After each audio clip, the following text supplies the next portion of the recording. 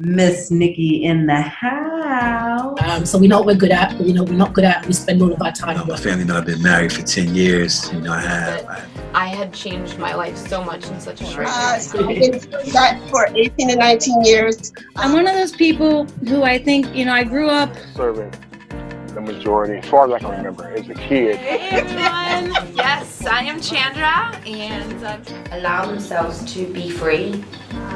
Sometimes I do coaching and other things like that, but dance was my life. Dance is what I knew. Dance is what I breathed. I lost a lot of time with my daughter in that first year because it was an amazing job for actors.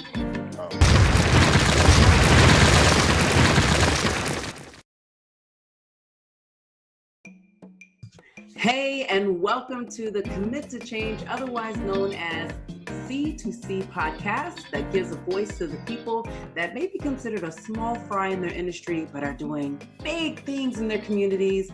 This is Miss Nikki, the Jane of all trades, but the master of living.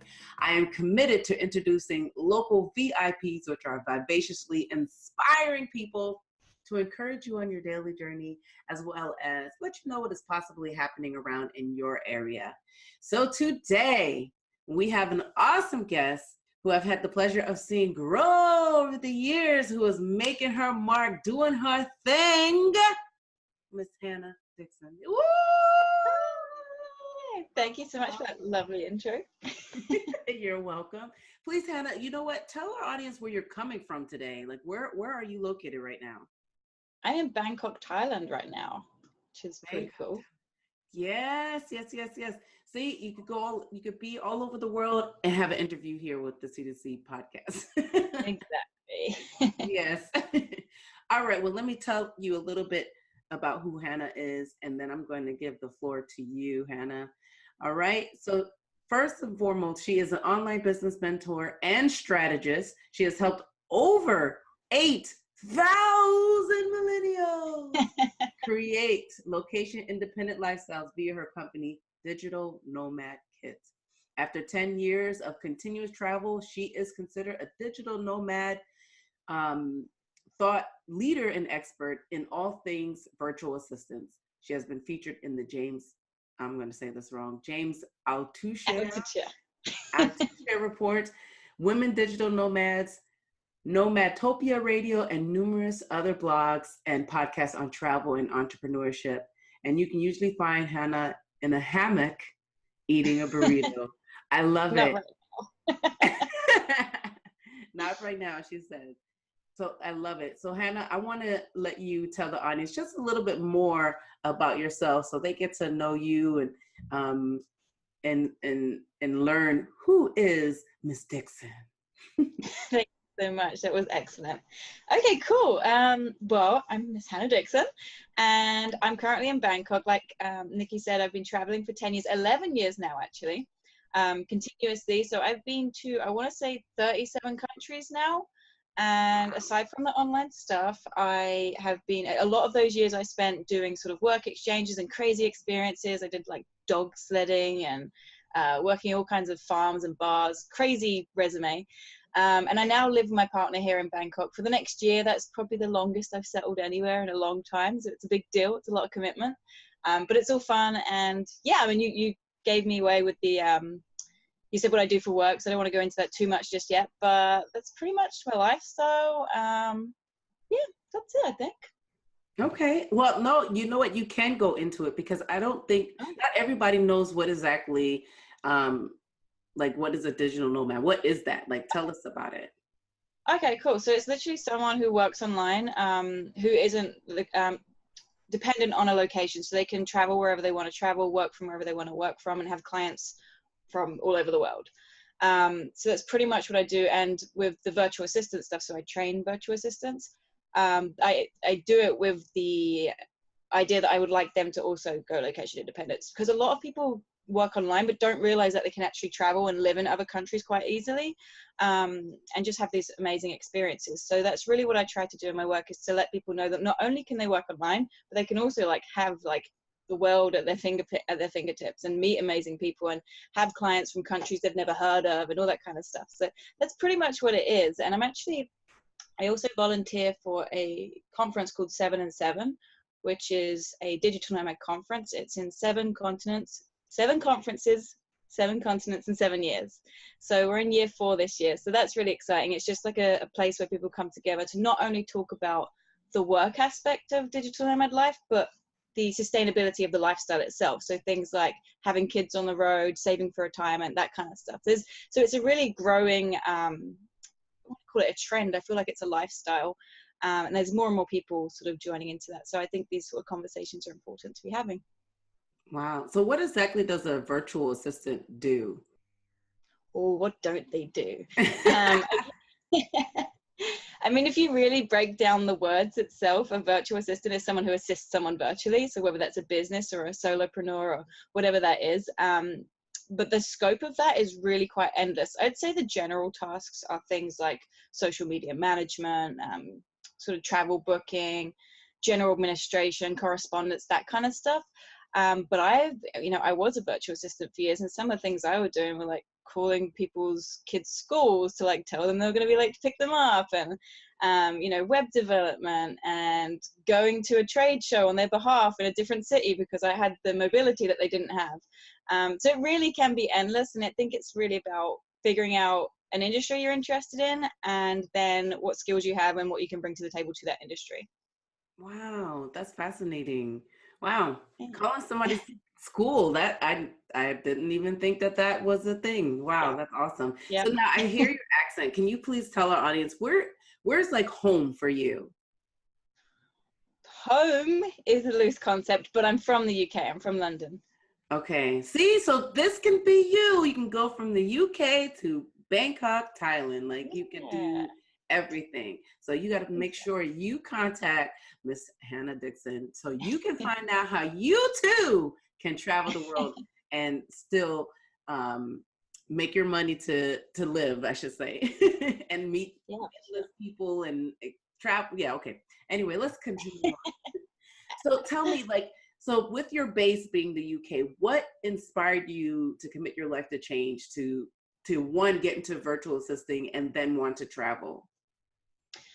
So it actually came about the other way around. So I started traveling since I was 16, and that was probably, there were a few moments in my life where I really made the commitment to change, and I'll talk about a couple of them. The main one was when I was 16, and I'd gone through quite a lot of trauma as a child, and just a lot of bad things happened in my teen years, my early teens, and I didn't really have any clue what was available to me. I had no idea that there were options out there other than the general trajectory, which is, get a job, get married, have kids, blah, blah, blah.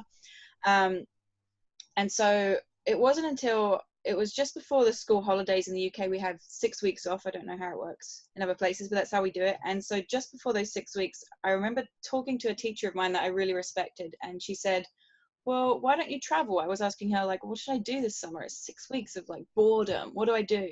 She's like, well, you have a passport, right? You're 16, you can travel. I was like, oh, that's true. I can. And so I got my friend, and we went to France, Germany, Italy, a bunch of places. We took a train pass and we went all around, and I had the bug, and I was like, oh wow, like there's a world outside of this like crap that I was swimming in for so long.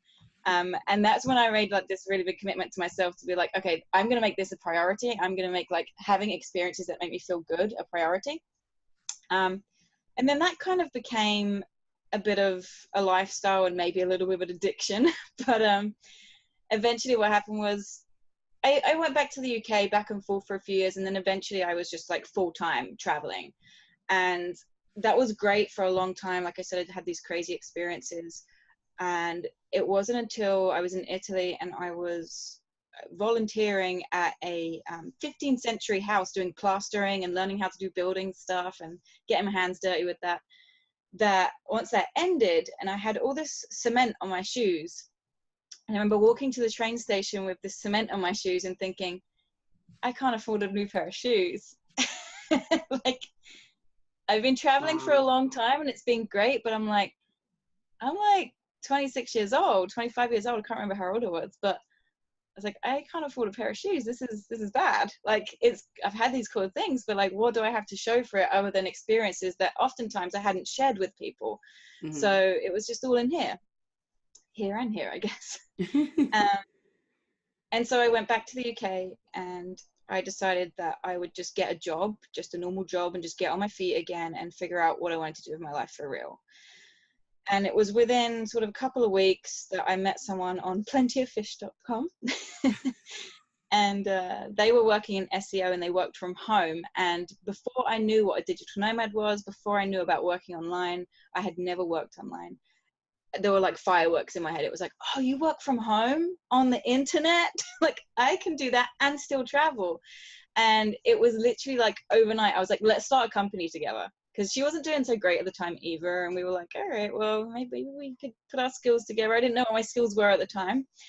But I made the commitment there and then that I was going to continue traveling, and I was going to make money. And this was the new thing for me. And we founded a company within 3 months. We moved to Budapest so that we could afford the sort of lifestyle there a little bit easier while we were growing it.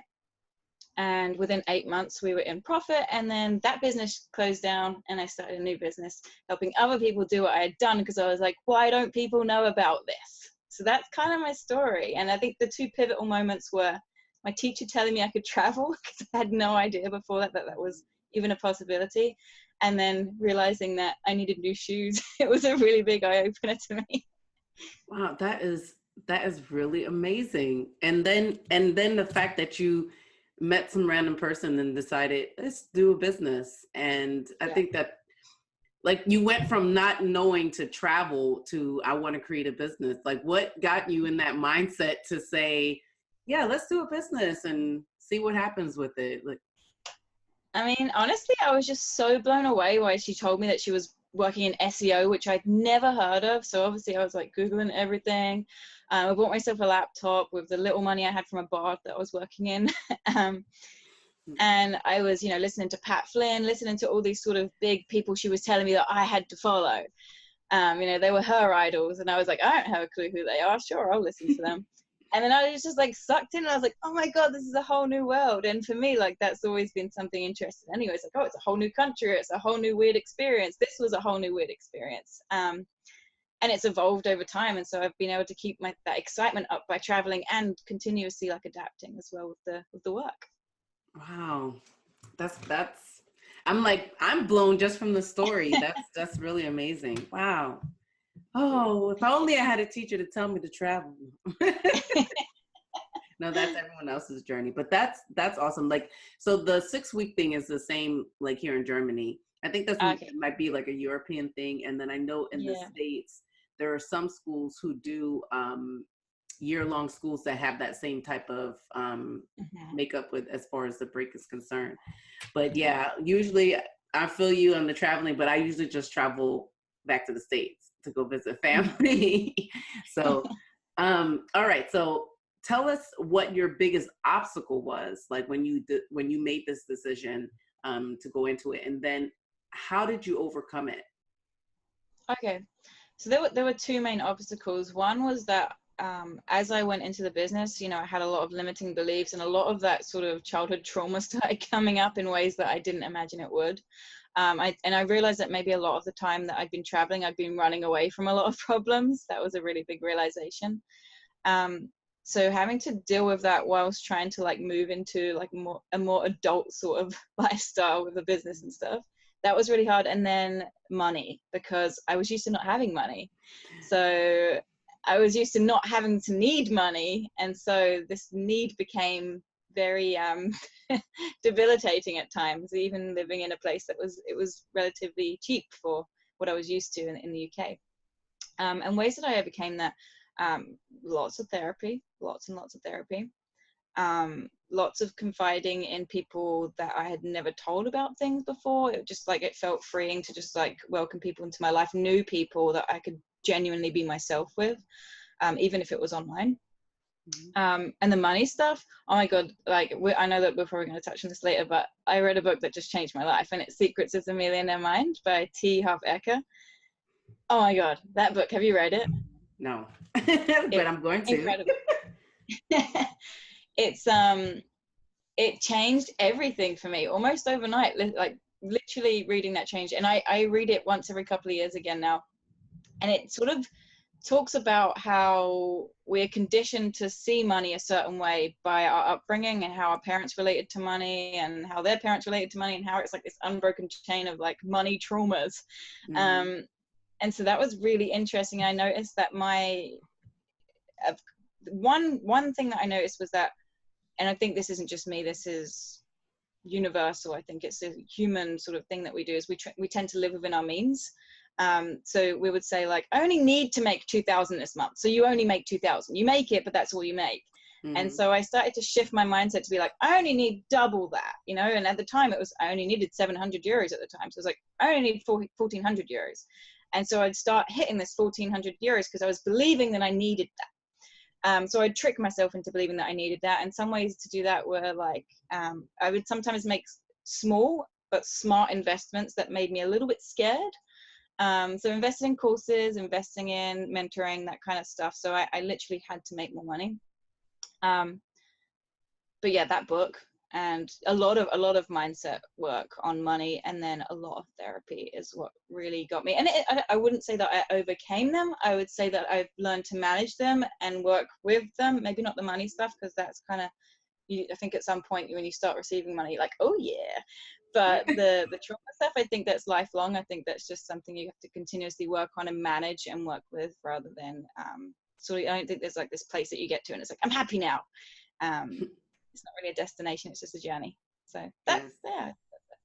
And who would you say has been your biggest supporter through all of this? And it could be different people at different stages of your walk. So right now, my biggest supporter is my partner, who I met 2.5 years ago, nearly now.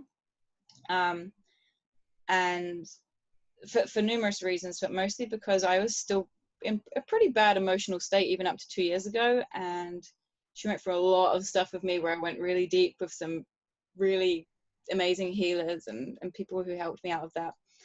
But she stood by me, and things have just got so much better for me and even for her in ways. I think she's been a really, really huge influence on me in just seeing how it could be. I had a lot of abusive relationships in my past, and that was also a result of a lot of things that happened to me. I think I don't know why, but I did. But yeah, she was just like this amazing, stable person who was an example of everything I wanted, and I didn't think I was worthy, and she stood by me for all that, and she's been a really big supporter for me. I think professionally, I know that you know Kimra Luna. Yes. Yeah. So she took me under her wing a few years ago. She gave me a scholarship, and she mentored me privately, and she invited me to events where she let me network with people that were like, at the time, felt like so way above me. And that was just such a really big deal for me. It was a really big game changer in my business and also my confidence, because I was like, oh, people see something in me that maybe I wasn't seeing in myself. And just having that ongoing support from her has been incredible for me. Wow. Yeah, she is an amazing woman. Like her aura and all is, yeah, she's fantastic. Yes. So how do you feel like with what you're doing and being that you continually are moving, how do you feel like you add value to your community? And actually, what would you consider your community? I don't, if you understand that question. Yeah. So community is a funny word because it's something that gets talked a lot about in the nomad space. A lack of community gets talked about a lot.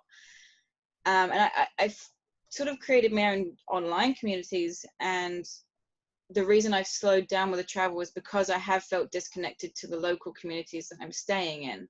I think some of the things I'm doing to sort of help my communities maybe, I mean, when I go to actual, like I'm here in Bangkok right now, I have a real, I want to say like a battle in my mind with some of the times where I travel to places. So I'm here in Bangkok, I'm in this beautiful apartment overlooking a slum, okay? And sometimes I feel really bad about that. And I'm like, oh my God, I'm contributing to the gentrification of being here. And so this was like a really big thing that happened for me maybe a year ago when I started to realize like, that sometimes traveling is negative, and sometimes the places I go to, I leave a negative impact. So I've made a really big change in how I interact with the spaces that I'm arriving in and the locations that I'm in. So, you know, they're literally in the slum down there that I'm looking at right now, and you can see this, and there's a slum outside the window. There's a 7-Eleven across the street. There's all these, you know, Tesco's, all these big stores. And down here are just as many stores from local residents. So I'm making an effort to sort of support their businesses there. And I also talk about that a lot in my work. So I won't go and buy water from there if they're selling water there. I won't go and buy my shopping there. I'll buy it there. So I'm making a really big effort to do that wherever I go, but also to encourage that in my students who are also traveling, is to just tread a bit lighter, to leave a positive mark when they do leave, to contribute where they can. And then with 7 and 7, the conference that I'm doing, we have the Nomad Support Squad. So each year after the conference, there's an option for people to come and do a Nomad Support Squad day, which last year was in Medellin, Colombia, where we got together with some local dancers from a dance troupe that were encouraging the youth of Medellin to literally dance their way out of poverty. Some of them are on stages around the world. Wow. And their dance studio is literally smaller than this room that I'm sitting in right now. Wow. And so we did a really big funding campaign for them. We did a big social media blast. We had like a day where everyone at the conference like blasted them on social media. So it was like a huge fuss about them. And we just spent time with them, getting their stories and then sharing their stories. So through the conferences, and I'm actually going to be running my own conference next year entirely, but that's another story. We're encouraging digital nomads to make a positive impact, because it's all been take. And so I'm trying to change that narrative through some of that work I'm doing. Then I think in my professional, like I want to say professional, not sort of personal stuff, with the virtual assistants, one thing that I think I give value in that I am teaching people to raise the standards in that industry. And this is something I'm so passionate about, and I talk about all the time, and I debate with people all the time about. But it's this idea that you can pay people $3 an hour in the Philippines, and I'm just not okay with that. So I'm trying to, as I train the virtual assistants, I also put out a lot of content for people hiring them. But I'm training them to value themselves regardless of where they're from in the world, so that we can create sort of standards of excellence in the freelance space. Yes. And I think it's important, you know, we live in a world right now where there's more modern slavery than ever, and that extends to the digital world. And if people don't believe that, and people are saying, and literally my arguments are, it doesn't matter what the minimum wage is, because 1, it's skilled work. 2, there's a reason it's a developing nation and there might be a lot of corruption. It's your duty as a business owner to pay them appropriately for their work, so that we can raise the standards internationally. So that's probably 2 ways that I feel like I'm giving value. And I think a lot of my students would probably agree on the second part, is just constantly drilling it into their heads. Raise your standards, raise the rates, raise this industry up. Wow. Yeah, you're absolutely correct on that. And people sell themselves short just because they want to get that in, and they don't realize that once you get that in, it's a lot harder to make that climb, right? Absolutely. So that's great that you're doing that, and I'm really looking forward to hearing a little bit more information on this conference that you are creating. I mean, can we get a little bit of info? Are you holding off on that? Yeah, no. We already have an Instagram handle, so it's out there. Okay. It's called DN Conference. My company is Digital Nomad Kit, so it's DNK, DN Conference with a K. And I have a very large German following for some reason, so it makes sense to spell it that way too. Okay. And it's going to be in Budapest in April next year. Nice. And I love that it's, and it's like in a place where people don't normally travel to, and at least Americans, I would say, but at least someone can take a trip out to somewhere different and say, wow, I went to a conference there to experience that. I'm not am I digital? No, I don't do virtual assisting, but I would love to go to the conference. Coaching independent? Yeah, I guess so. Yeah. You can come. It's welcome to everyone. It's not like exclusive. Okay. Yeah. But I would love to do something like that. That would be awesome. And you said it's, when is it going to be held? You have a date already for it? April. We're securing dates with some venues right now. For 2020. Yeah. It's going to be big. It's going to be really big. So crazy. 2020. Yes, I bet it's going to be big. Look who's starting it. Hello. So you have this conference coming. Now, where do you see yourself in the next 5 years? That's a big question. I see myself probably getting out of the online space a little, doing a little more stuff on the ground in some of the places I'm in. Also, I really want to get into property, which is a big thing for me because it's like, do I have the money for that? But like, I've made that a really big goal. It's up on my wall of goals behind me, to be able to buy a property in Budapest. Budapest is like a place that I'm so in love with. So I want to sort of set some foundations there as like a home base. Definitely want the conference thing to be running every year and growing and putting good messages out with that. And I still want to be training the virtual assistants and stuff, but I would like that to be a little bit more automated, have a bigger team on board with that, maybe get some people teaching in different languages in different countries as sort of ambassadors to the program. So that's kind of where I see myself. Wow. Okay. All right. Well, time for the lightning round. All right. So I'm going to ask you, yeah.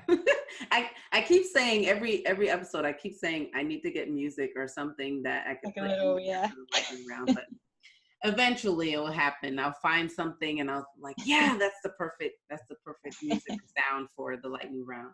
Okay, so I'm going to ask you 5 questions and kind of just off the cuff, and you just answer it short and sweet or however you answer it. The lightning round a lot of times ends up being like a slow pond round sometimes, but but it's okay. So all right, here we go. So what initially held you back from making your commit to change? I think just a lack of education. I had no idea what was out there. And so there was no way that was ever going to move forward without someone sort of, bing, sparking those things off in my brain. And then just limiting beliefs, for sure. What is the best advice you've ever received? How long can I talk? The floor is yours. All right. So the best advice I ever received was actually from my mom.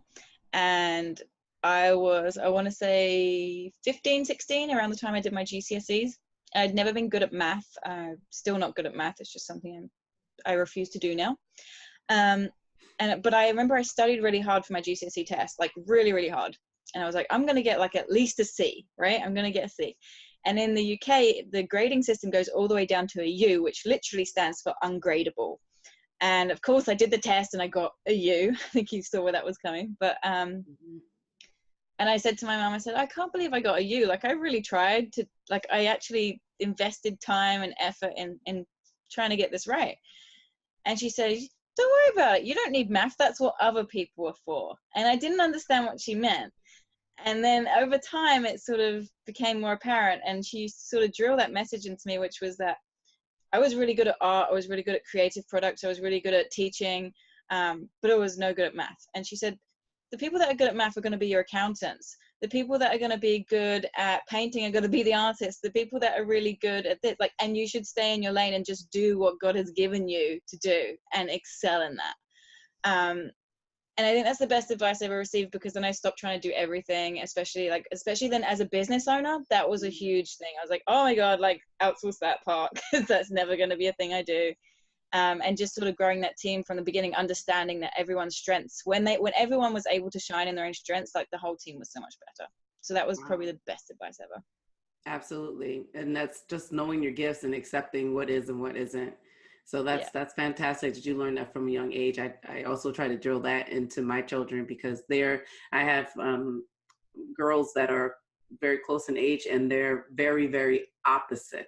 And I have one who is always trying to do the things that the other one does because she gets a lot of praise. And I said, stop trying to be her, because that's not your gift. Excel in your gift. And if you don't know your gifts, start trying to learn your gifts. If you constantly are worried about her, you're never going to learn what you're good at. Exactly. So that's great that your mom said that to you and really got you prepared for what your future endeavors were going to be. So awesome. So share a personal habit that contributes to your success. I would say two things. One is that I do something called self check-ins, which is a little bit like a mental health checkup with myself. I literally have on my phone, just on the Google Calendar app, every 3 months, I just get a little notification that asks me 3 questions. Are you happy? Are you happy with where your money's coming from? And are you happy with the people who are around you? And that just helps me stay in check and make sure that I'm still on the right path, and gives me just that moment to be like, actually, have I interacted with people that don't make me feel good? Am I getting my money from a way that doesn't feel good? Just kind of things that are important. And then another thing is just practicing gratitude. That may sound really basic, but I do that every day, and my partner and I do that every morning and every evening. We just say 5 things we're grateful for, even if it's just like this blanket is really comfortable. But that really helps, I think, with just staying on track. It's a big thing, and maybe basic, but it sets the foundation. So yes, it works. Yeah. Absolutely. Now, what book would you recommend? I know you did this already. What book would you recommend to the C2C audience, and why? So Secrets of the Millionaire Mind by Harv Eker. And whether you run a business or not, it's so imperative to understand how to manage money, and understand that it's not the root of all evil, and understand that it can be used for really amazing things. And so how to get more of it, essentially, in a way that feels good to you. That was one, like I said before, it was a really big game changer for me. Okay. So if you found out that you had 1 hour left to live, and you were given the opportunity to share just one final message, what would that be? To be in endless competition with yourself. And what I mean by that, I mean that whatever you think you can do, like think a little bit further, in the same way with the money, however much you think you can make, double that. However much you think you can do, think bigger than that. Always think bigger. Whatever initially feels like a really good idea, think how you can expand it. That's probably, because I think that was one thing for me. It was just like, you know what, you could do this, or you could do this. And you don't need someone else to open your eyes to do that. Like, as long as you can be in that competition with yourself, you don't need someone else to tell you. And you can always be thinking outside the box. Wow. Okay. Well, Miss Hannah, please tell our audience where we can find more about you and what you're doing, and we can follow you and go to every location that you are and stalk you. Sure. Where can we find out more about you? You can stalk me at digitalnomadkit.com, and then all my social media channels, all my personal ones, end with the Nomad VA, one word. So super easy. Very good. The Nomad VA. Very that makes it very findable, because I've seen people that have websites or emails or something, and you're like, what? How do you spell that? Can you tell me? So yes, I have to tell you, it has been a pleasure. We finally did it. We finally got together. And guess what? This is another person's birthday today. So it still ended up being a birthday. Even the last episode. So you still picked a special day. So I just want to thank our guest, who is the vivaciously inspiring person, Hannah Dixon. Thank you. And you're welcome. And of course, to the C2C podcast, thank you all to our if I can get it out. Thank you to all our listeners for tuning in. We hope you feel inspired to keep moving forward towards your goals and stick with or make a commitment to change your life. And please make sure to check out all the links provided by our guests and share today's podcast and information with anyone you feel may benefit from it. And remember, in order to get to the top of the steps, you have to take the first step. Just don't step on anyone on the way, because you just might trip. This is Miss Nikki. Till next time. Bye. Bye.